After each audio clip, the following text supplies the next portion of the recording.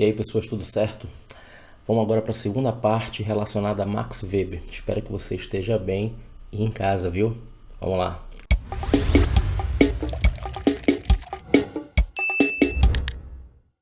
Olá, pessoas, eu sou Bruno Scalise, esse aqui é o Sociologia no Tucupi. E agora a gente está indo para o segundo momento falando sobre a escola alemã relacionada a Max Weber, a sociologia compreensiva do Max Weber. No primeiro vídeo, a gente falou sobre o tipo ideal e a ação social que o Weber vai falar, né? 4 formas de ação social: afetiva, tradicional, racional por valor e racional por finalidade. Agora, falando especificamente sobre o livro mais famoso do Max Weber, A Ética Protestante e o Espírito do Capitalismo. O Weber tem basicamente 2 objetivos nesse livro: falar de onde vem o capitalismo e o que é o capitalismo. Bom, a nível de ensino básico, é muito importante a gente entender as comparações, né?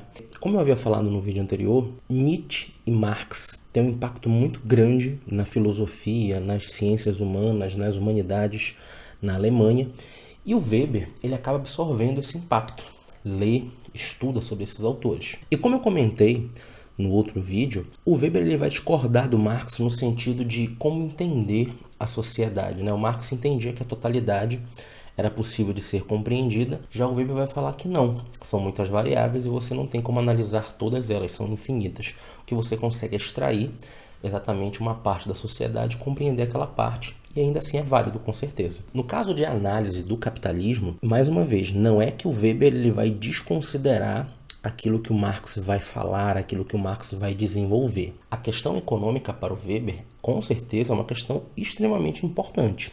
Mas lembra que para ele não explica a totalidade. Então, o que o Marx explicou foi um aspecto válido, mas apenas um aspecto. Então, o Weber ele vai valorizar um outro aspecto que para ele também é importante, até porque vai conseguir compreender aquilo que faltou em relação ao próprio Marx. No caso do Weber, ele vai analisar a lógica de pensamento que se deu por conta da situação relacionada ao trabalho, que na concepção dele mudou. Quando ele analisa socialmente o surgimento do capitalismo em si, ele percebe que, por exemplo, na Holanda, nos Estados Unidos, na própria Alemanha, você tinha ali uma vocação para determinadas habilidades relacionadas àquilo que seriam importantes para o surgimento do capitalismo. E quando ele vai ver, o protestantismo em si, em especial calvinista, ele está diretamente ligado à lógica de concepção sobre o trabalho que você tinha naquela situação. Porque, de certa forma, você ainda vinha de anos alimentando um desprezo ao lucro, um desprezo que você tinha ao acúmulo, por conta exatamente da condenação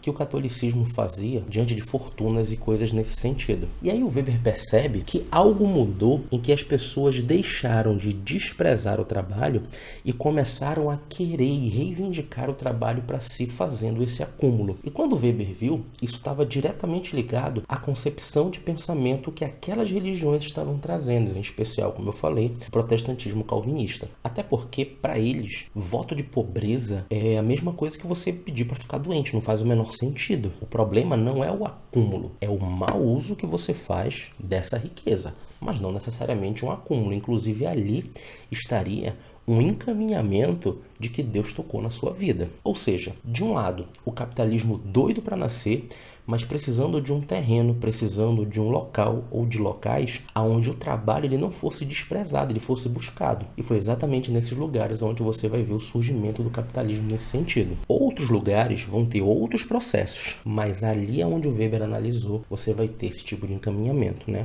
Uma tese muito bacana, muito legal. Uma mudança que você tem cultural, ele não usa essa palavra, mas uma mudança que você tem na concepção, e essa tese que ele vai desenvolver lá na Ética Protestante e o Espírito do Capitalismo. Uma outra situação que o Weber também leva em consideração é o que seria esse capitalismo. Então o Weber ele já vai dizer o seguinte: bom, se capitalismo é lucro, se o capitalismo é acúmulo, então sempre existiu o capitalismo. Foram outras formas de capitalismo que você vai ter na história da humanidade, com diferentes técnicas, mas todas capitalismo. Porque esse acúmulo, sim, sempre existiu. A questão é o que caracteriza esse processo de agora, esse processo moderno que você estava consolidando já na época do Weber. Primeiro, a situação relacionada ao próprio Estado, né? O Estado moderno estava se consolidando, e aí o Weber vai colocar uma característica fundamental do Estado moderno, que seria o monopólio do uso da força física. Ou seja, o Estado ele precisa ter o monopólio da violência para proteger aquilo que ele é juridicamente. Se o Estado ele tem o mesmo nível de poder para praticar a violência tal qual os seus cidadãos, a soberania do Estado pode ficar ameaçada. E a outra característica tem a ver com a palavra que eu citei para você também lá no primeiro vídeo, que é a racionalização. O processo de racionalização que o Weber vai colocar também em relação a esse modelo. Cada vez mais a razão, através do questionamento, através da organização, através da ciência, ela constrói esse novo modelo que você tem econômico. Então, nunca um processo de racionalização foi tão utilizado como está sendo utilizado nesse novo modelo. Você cria universidades, você cria cursos para fazer o melhoramento do processo que você tem agora nesse estado, nesse capitalismo da situação que o Weber está analisando. E esse processo ele é tão forte que o Weber percebe que cada vez mais o Estado ele reproduz aquilo que a modernidade está trazendo em relação às máquinas. Ou seja, cada vez mais o Estado ele reproduz aquilo que as máquinas trouxeram em termos de organização e mecanização. E essa mecanização, essa organização dentro do Estado vem através da burocracia, que o Weber vai dizer que ela é fundamental para o Estado. O Estado ele precisa se organizar, ele precisa ter burocracia, ele precisa ter gerenciamento daquilo que ele é, daquilo que seus cidadãos são, para que ele consiga organizar de todas as formas aquele tipo de parâmetro. Então a burocracia ela é inevitável e necessária. O problema da burocracia é quando ela é demais, que ao invés dela ajudar, ela atrapalha. E ela pode acabar crescendo tanto, mecanizando tanto as pessoas, que isso pode inchar de tal forma o Estado e gerar aquilo que o Weber vai chamar de jaula de ferro, né? Que é um processo, é uma parte do Weber que alguns autores consideram como uma parte pouco negativa dele, né? Porque é o momento que ele vai falar, por exemplo, contra as ideias do Marx no sentido de inflar o Estado antes de deixar de existir, né? O socialismo. Ele vai dizer que isso vai prender demais a liberdade das pessoas que você tem nesse aspecto da jaula de ferro. E um outro grande problema que você tem nesse processo de racionalização, não necessariamente um problema, mas uma consideração que o Weber faz, é o processo que você tem de desencantamento do mundo. Inclusive, isso já foi questão de Enem. O que seria esse processo de desencantamento? Com a entrada cada vez mais dos parâmetros da razão, da filosofia, da ciência para a organização do Estado, isso acaba influenciando diretamente o próprio comportamento das pessoas. E tudo aquilo que seria o sagrado, tudo aquilo que seria o fantástico relacionado às religiões, pautaram, de certa forma ainda pautam com certeza a nossa sociedade. Isso, por conta do processo de racionalização, cada vez mais é deixado de lado. Ou seja, o mundo que era explicado, que era organizado de maneira fantástica, cada vez mais vai perdendo esse encanto. Por isso que ele chama de processo de desencantamento do mundo. E uma outra consideração que você não pode deixar de observar é, dentro do Estado, como é que você pode ter o gerenciamento dessa dominação diante de algumas situações.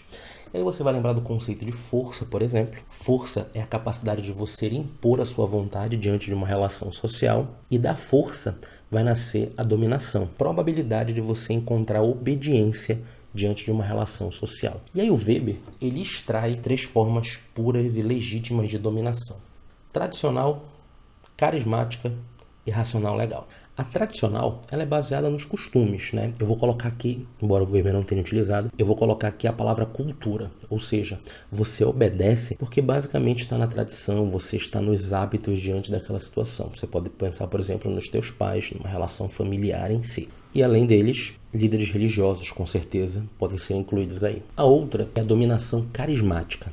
A dominação carismática está mais relacionada à figura de um herói, de uma pessoa que representa verdadeiramente aquele povo, uma pessoa que deve ser seguida por conta do seu caráter de reconhecimento diante das pessoas, né?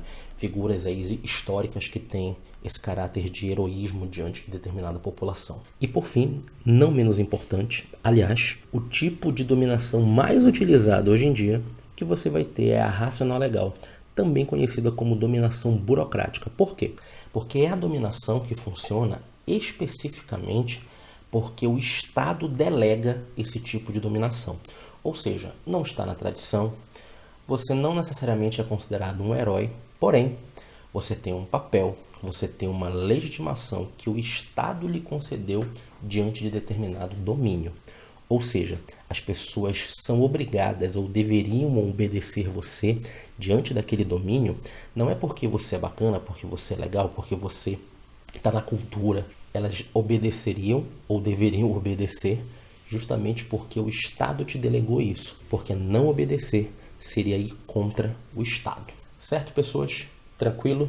De Max Weber e a escola alemã, a gente fica por aqui, viu? Aliás, não te esquece de curtir, de inscrever, de compartilhar e de comentar. A partir da próxima aula, a gente já vai entrar um pouquinho mais em assuntos relacionados à antropologia, cultura, determinismo, etnocentrismo, relativismo, viu? Até a próxima, pessoal. Tchau.